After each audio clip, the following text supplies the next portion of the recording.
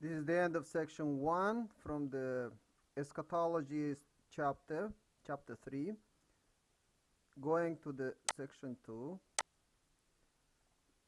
Section 2 is titled God's Work of Salvation, with chapter 3, Eschatology and Human History. God's Work of Salvation. God intended to create a world of goodness and experience from it the utmost joy. Yet, due to the human fall, the world came to be filled with sin and sorrow. If this sinful world were to continue forever in its present state, then God would be an impotent and ineffectual God who failed in his creation. Therefore, God will save this sinful world by all means.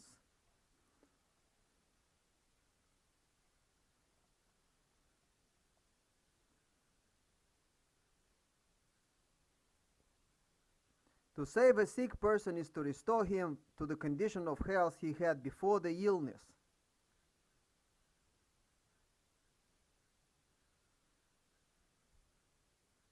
To save a drowning person is to restore him to the state he was in before he fell in the water.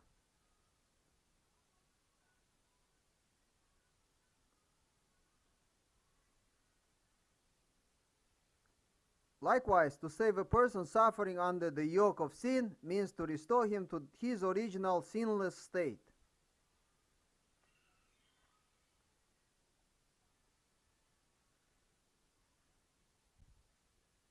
In other words, God's work of salvation is the providence of restoration. The human fall was undoubtedly the result of human mistakes. Nevertheless, God also assumes some responsibility for the outcome because it was He who created human beings. Therefore, God has felt compelled to conduct the providence to correct this tragic outcome and to restore human beings to their true original state.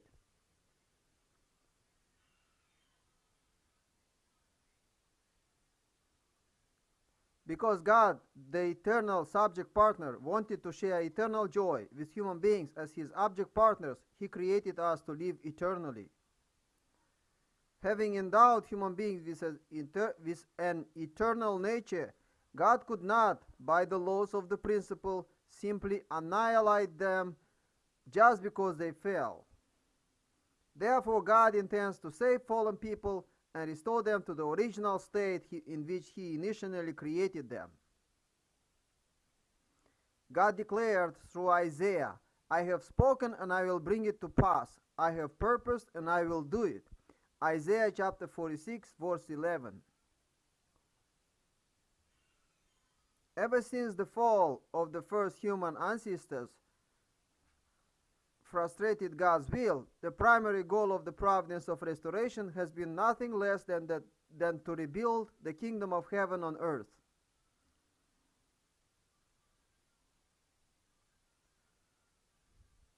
Human history can be seen as the history of God trying to save fallen people and work through them to restore the original good world.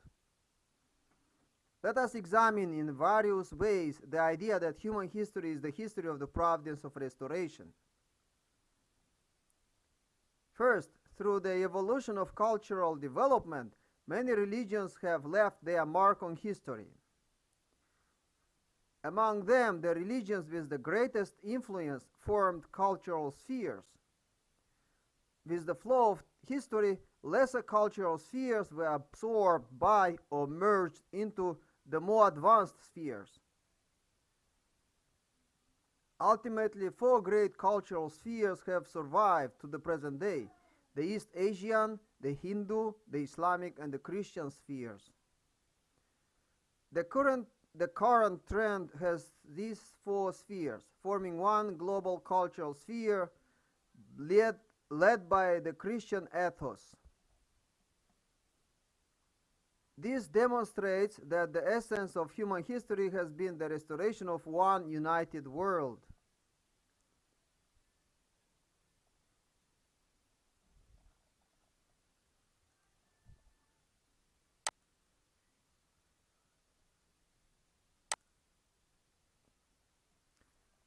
Second, we can deduce human history as restoration by observing the progress of religion and science.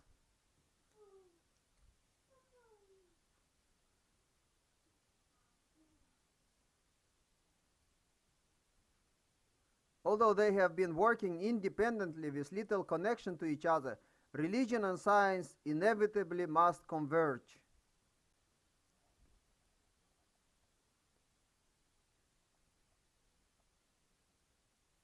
Today they are on the threshold of reaching this destination, where they will resolve their problems together in one united undertaking.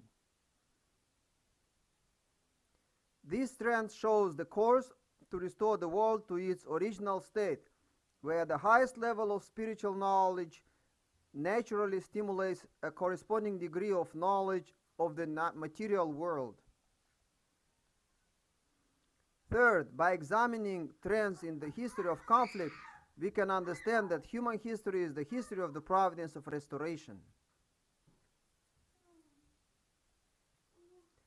Battles over property, territory, and people have continued without interruption, expanding their scope in step with the progress of human society.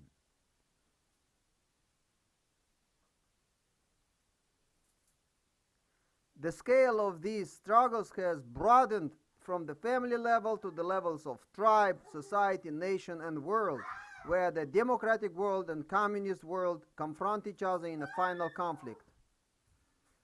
This final war will be primarily a war of ideologies. Communist ideology negates religion and promotes the exclusive supremacy of science.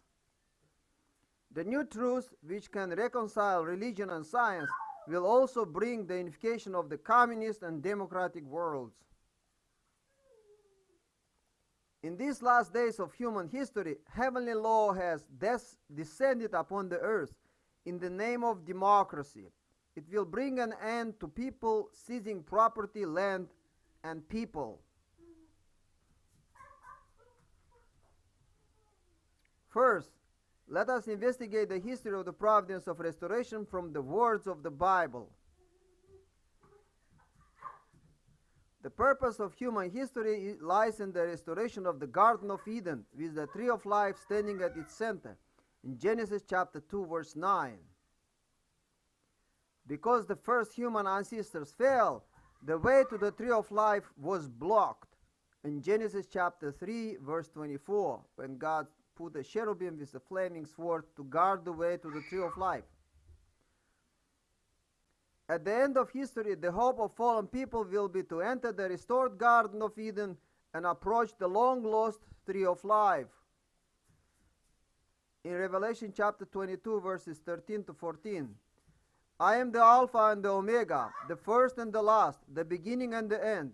Blessed are those who wash their robes, that they may have the right to the tree of life and may go through the gates into the city. Thus, the Bible teaches that the goal of history is the restoration of the Garden of Eden, with Christ, who comes as the tree of life, as its center. Having examined human history from various standpoints, it has become clear that human history is a providential history to restore the original ideal world. The end of section 2.